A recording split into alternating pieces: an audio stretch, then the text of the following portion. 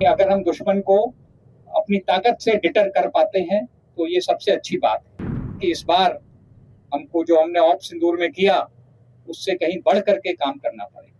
लड़ाई स्पेस में भी होगी, साइबर में भी होगी, ईडब्ल्यू में भी होगी, इन्फोवॉर में भी होगी, पर जीत जो है वो जमीन पर ही हासिल होगी। तो जब तक हम जमीन पर कब्जा नहीं करेंगे तो पाकिस्तान मानेगा नहीं कि हम जीत गए हैं। तो अभी हम क्या कर रहे हैं यहाँ पर, ये बहुत छोटे से कम लफ्जों में आप लोगों को बतलाऊंगा। हमारा जो फॉर्मेशन है रैम डिवीजन, उसका यहाँ पर पिछले 1 महीने से ट्रेनिंग चल रहा है और ये डिवीजन जो हमारी वेस्टर्न कमांड की ऑफेंसिव फॉर्मेशन है खड़गा कोर, उसका एक हिस्सा है। यानी इस डिवीजन का मेन मकसद पाकिस्तान के इलाके में घुसकर वहाँ पर दुश्मन को बर्बाद कर और वहाँ पर ऑब्जेक्टिव्स पर कब्जा करना है। तो ये पूरी ट्रेनिंग और ये पूरी एक्सरसाइज उस ऑब्जेक्टिव को हासिल करने के लिए है। और जैसा कि आपने देखा कि आज की लड़ाई काफ़ी कॉम्प्लिकेटेड है। टेक्नोलॉजी बहुत बड़े रूप में लड़ाई में शामिल हो गई है और सभी प्लेटफॉर्म्स, टैंक्स, बीएमपीज, अटैक हेप्टर्स, एयरक्राफ्ट, सभी लड़ाई का एक हिस्सा हैं। पर इतनी ज़्यादा टेक्नोलॉजी, इतने ज़्यादा इक्विपमेंट के बावजूद भी जो सबसे ज़रूरी चीज़ है वो है ट्रेनिंग। यानी कि हमारी इन सभी हथियारों को, इन सभी टेक्नोलॉजी इक्विपमेंट को इस्तेमाल करने में महारत हासिल करना। और यहाँ पर जो एक्सरसाइज हो रही है, जो आपने देखा, वो उसी का एक हिस्सा है कि किस तरीके से हम जो हमारी कैपेबिलिटी है उसको अपनी ट्रेनिंग के जरिए और बढ़ा सकें। और जो टास्क हमें मिला है, और ये टास्क बहुत महत्वपूर्ण है, आप सब लोग जानते हैं कि ऑप सिंदूर में हमने दुश्मन को बहुत क्षति पहुंचाई थी, बहुत नुकसान पहुंचाया था, पर हम ये भी जानते हैं कि दुश्मन शायद अपनी हरकतों से बाज ना आए और दोबारा कोई ऐसा काम करे कि हमें फिर ऑपरेशन करने की जरूरत पड़े। और जैसा हमारी लीडरशिप ने भी कहा है और मैं उसको दोहराना चाहता हूं कि इस बार अगर दुश्मन कोई गलत काम करता है, कोई दुस्साहस करता है, तो उसका जवाब पहले से बहुत ज़्यादा होगा। और ये तैयारी उसी के लिए है, उसी जवाब के लिए है। तो एक बार फिर आप सभी लोगों का शुक्रिया यहाँ आने के लिए। और मेरे लिए बहुत खुशी की बात है कि हम गंगा के तट पे खड़े हैं और कहते हैं कि कोई भी काम शुरू करने के पहले सबसे ज़रूरी होता है माँ का आशीर्वाद लेना। तो हम मानते हैं कि गंगा माँ का आशीर्वाद हमारे साथ है, जिस काम के लिए हम तैयारी कर रहे हैं। Thank you very much.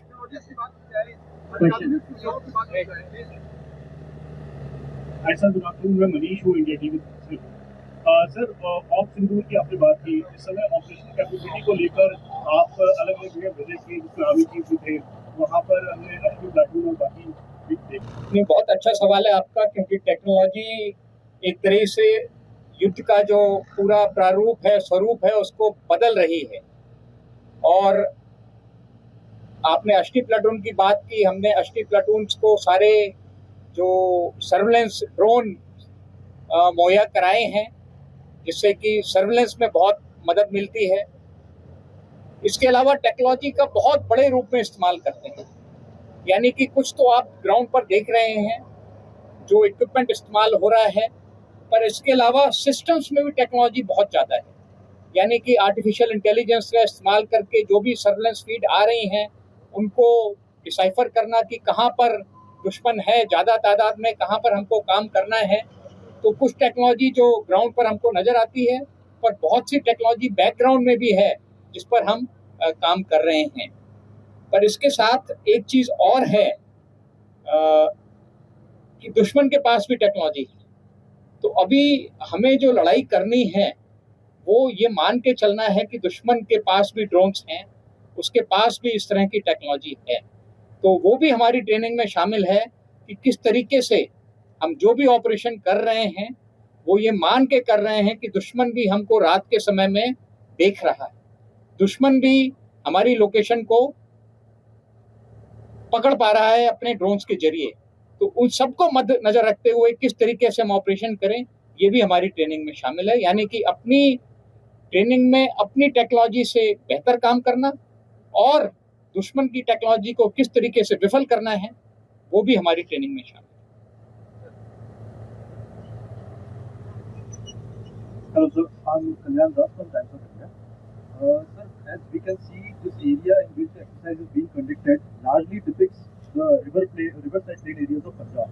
So, my first question is, what conclusions can we draw from this exercise? And supplementing that question is, could you please cite the reason behind? Okay.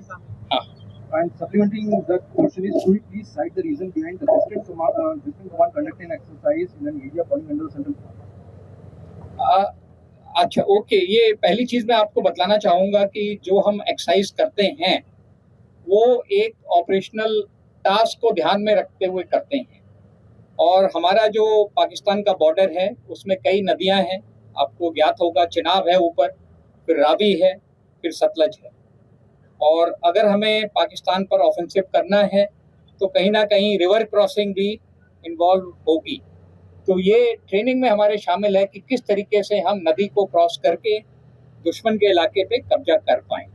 तो ये मान के चलिए कि जो भी हम ट्रेनिंग कर रहे हैं वो अपने ऑपरेशनल रोल के हिसाब से कर रहे हैं। अभी सेंट्रल कमांड के इलाके में आने का जरूरत इसलिए पड़ जाता है क्योंकि हमारा जो नदियां हैं वो ज़्यादातर बॉर्डर के साथ साथ हैं और ट्रेनिंग का इलाका कहीं भी हो, यानी कि महाजन का इलाका है, राजस्थान में है, पोखरण का इलाका है, तो वो किसी कमांड में हो उससे कोई अंतर नहीं पड़ता है।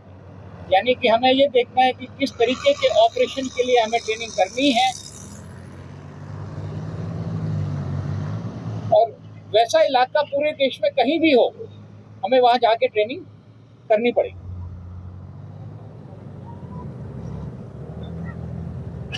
Sir, I'm Umesh Shrivastava from News 18। Sir, भारतीय सेना समूचे विश्व में अपनी ताकत का लोहा बनवा रही है, अत्याधुनिक सुविधाओं से लैस है। ऑपरेशन सिंदूर में हमने पाकिस्तान को घुटनों पर ला दिया और अब जबकि मैं देख पा रहा हूँ कि यहाँ पर इतनी अत्याधुनिक सुविधाओं से लैस भारतीय सेना युद्धाभ्यास कर रही है। ये युद्धाभ्यास यकीनन दुश्मनों के दांत खट्टे करने के लिए काफी है, विजुअल भी काफी है। और आर्टिफिशियल इंटेलिजेंस का इस्तेमाल कैसे सेना कर रही है?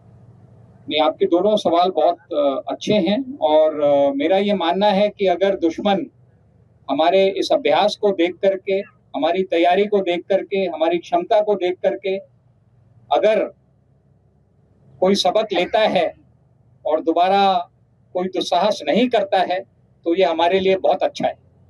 यानी अगर हम दुश्मन को अपनी ताकत से डिटर कर पाते हैं तो ये सबसे अच्छी बात है। पर अगर वो उसके बावजूद भी अगर कुछ करता है तो फिर जैसा आपने कहा कि इस बार हमको जो हमने ऑप सिंदूर में किया उससे कहीं बढ़ करके काम करना पड़ेगा। और आर्टिफिशियल इंटेलिजेंस जैसा आपने कहा बहुत जरूरी है। हम अपने सारे सिस्टम्स में, जो भी हमारे सिस्टम्स हैं, डिसीजन मेकिंग सिस्टम्स हैं, सर्वेलेंस सिस्टम्स हैं, उन सभी में हम आर्टिफिशियल इंटेलिजेंस का इस्तेमाल कर रहे हैं।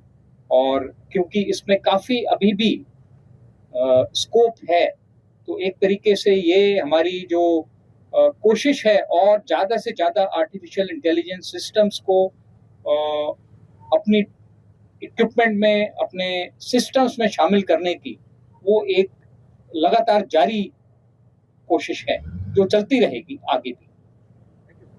Last question sir, good afternoon, करम खुराना, जी न्यूज से। सर, ये जानना चाह रहा था कि हम ग्राउंड लेवल पे तो मॉकड्रिल कर ही रहे हैं, लेकिन सर जो साइबर वॉर भी है, केमिकल वॉर भी है और एआई तो भी आप कह रहे हैं, सर इनके लिए किस तरह की तैयारी है? नहीं, इसी के लिए साइबर से लेकर के केमिकल, न्यूक्लियर, बायोलॉजिकल सभी तरह की लड़ाई की हमारी तैयारी है। आप ये मान के चलिए कि हमें विश्वास है कि अगली लड़ाई सिर्फ एक डोमेन में नहीं होगी, मल्टी डोमेन ऑपरेशंस होंगे। लड़ाई स्पेस में भी होगी, साइबर में भी होगी, ईडब्ल्यू में भी होगी, इन्फोवॉर में भी होगी। पर जीत जो है वो जमीन पर ही हासिल होगी। तो ये सारे डोमेन में जो भी हम काम कर रहे हैं वो किसी तरीके से जो हमारी अल्टीमेट जीत है, वो चाहे 71 की जीत हो, चाहे 65 की जीत हो, वो जब तक हम जमीन पर कब्जा नहीं करेंगे वो पाकिस्तान मानेगा नहीं कि हम जीत गए हैं। तो डोमेन सारी जरूरी हैं, हम सारी डोमेन में लड़ाई की तैयारी कर रहे हैं।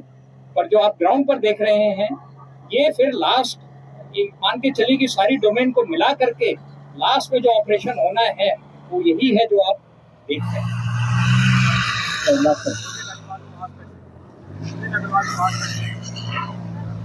मैं जानना चाह रहा हूँ AI आने के बाद से कितने सैन्य बल शामिल हैं इस ट्रेनिंग में? मुझे जानना चाहता हूँ कि AI आने के बाद से सेना के लिए मुश्किल बढ़ी है कि आसान हुई है? ये आपका बहुत अच्छा सवाल है, क्योंकि AI, जैसा मैंने कहा कि टेक्नोलॉजी जो हम हासिल कर रहे हैं, हमें पता है कि हमारा दुश्मन भी वो टेक्नोलॉजी हासिल कर रहा है। और इसलिए जरूरी है कि जब हम टेक्नोलॉजी को अपने सिस्टम में शामिल कर रहे हैं तो हम इस चीज को भी ध्यान में रखें कि किस तरीके से दुश्मन जब इस टेक्नोलॉजी को शामिल करेगा तो हम किस तरीके से लड़ाई लड़ेंगे। पर AI आने से हमारे सिस्टम्स में बहुत सहूलियत हुई है। डिसीजन मेकिंग से लेकर के सर्विलेंस रिलेटेड जो भी सब्जेक्ट्स हैं, जो भी हमारे सिस्टम्स हैं, उसमें आर्टिफिशियल इंटेलिजेंस एक आप कहिए कि फोर्स मल्टीप्लायर है, कैटलिस्ट है। और इससे हमारी जो लड़ने की काबिलियत है उसमें इजाफा हुआ। Times of India, I hope Hindi was all right, or you want me to reply in English? No, it's all right. Yeah, okay. Sir विश्वास सर, जय सर। Yeah. सर मैं न्यूज़ इंडिया से हूँ सर। सर मेरे को ये पूछना है कि जैसे कि अभी विदेशी इक्विपमेंट भी ज़्यादा इस्तेमाल हो रहे हैं, लेकिन अभी डिफेंस की जो ट्रेनिंग चल रही है इसमें जो देशी जो हमारे हिंदुस्तान के इक्विपमेंट है वो कितने कारगर साबित हो रहे हैं या कितने इस्तेमाल हो रहे हैं अभी आपकी ट्रेनिंग? नहीं, आप ये मान के चलिए कि आपने जो इक्विपमेंट यहाँ देखा है वो तकरीबन सारा इंडिजिनस ही है। और मुझे तो ये बताते हुए बहुत खुशी है कि ज़्यादातर ड्रोन्स जो आप उड़ते देख रहे हैं ये हमने अपने सेना ने अपनी वर्कशॉप में खुद बनाए हैं। यानी कि इंडिजनाइजेशन से भी हम आत्मनिर्भरता में हम एक कदम और आगे बढ़ गए हैं कि जो हमारा रिक्वायरमेंट है हम उसको खुद भी प्रोड्यूस करने में सक्षम हो रहे हैं। और ज़्यादातर जो आप हमारा इक्विपमेंट देख रहे हैं, एक तरह से सारा इक्विपमेंट जो है यहाँ पर जो हमने इस्तेमाल किया है वो स्वदेशी है। और हम पूरी तरीके से लड़ाई के लिए हम पूरी तरीके से आप मान के चलिए कि हम आत्मनिर्भर हैं।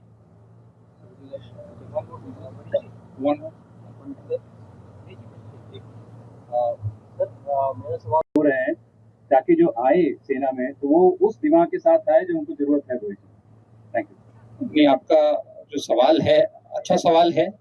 और जो हमारी रिक्रूटमेंट पॉलिसी है उसमें लगातार चेंजेस आ रहे हैं कि किस तरीके से हम जो लोग हैं जिनका टेक्निकल बेंट ऑफ माइंड ज़्यादा है, क्योंकि टेक्नोलॉजी काफ़ी हद तक हर क्षेत्र में शामिल हो गई है, तो इसका भी हम ध्यान रख रहे हैं किस तरीके से हम टेक्नोलॉजिकली कैपेबल लोगों को भर्ती कर पाएँ।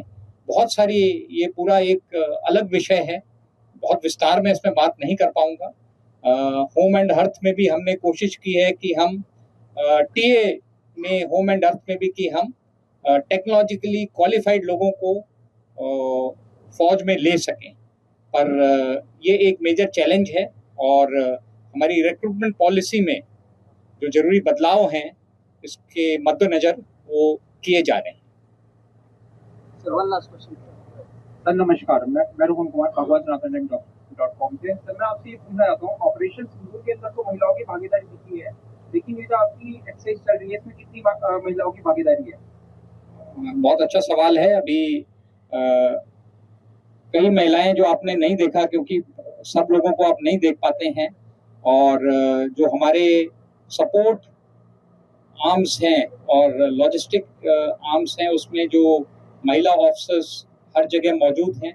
पर क्योंकि जो आप देख रहे हैं वो सिर्फ फाइटिंग आर्म्स का ऑपरेशन देख रहे हैं, पर महिलाओं की बहुत बड़ी भागीदारी है जहां भी वो शामिल हैं फौज में, और बहुत नंबर्स धीरे धीरे उनके बढ़ रहे हैं। धीरे धीरे उनका जो कोटा है फौज में आने का वो बढ़ रहा है, और हर ऑपरेशन में मुझे पूरा विश्वास है कि महिलाओं की और ज़्यादा भागीदारी है।